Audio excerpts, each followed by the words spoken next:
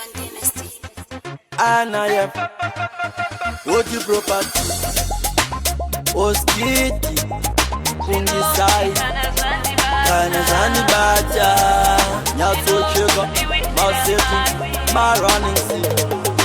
Uchechi wanundi basirana Kuchechi wanundi bakirana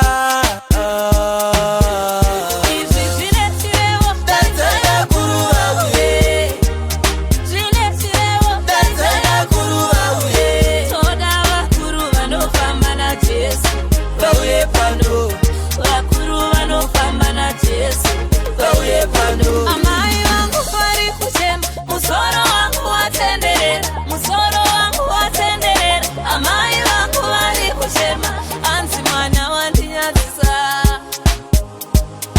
kurara panze wenge kutemo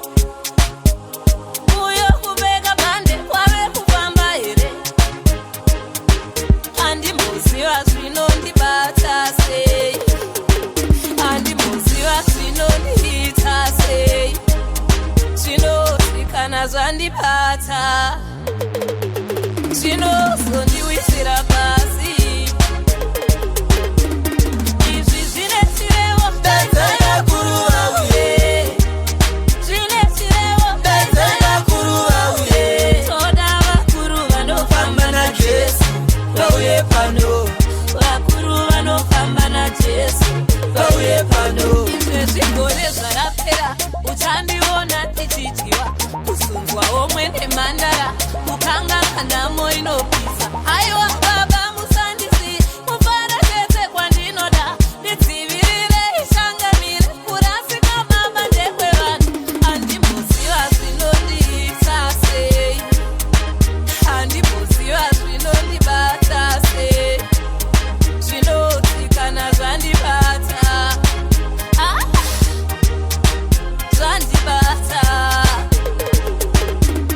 izvi zvine chirevo Dadzana kuruva uye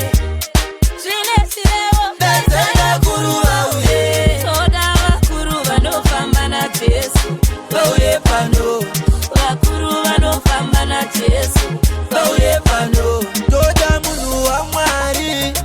Rwendo rwarwadza Toda kufamba naye Atiratidze ruoko rwaBaba Ndichiti famba naye Zoda vakatendeka Dimoni riya rabuda Zvinhu zvese zvakuyendeka Ndinoda kufamba naye Gara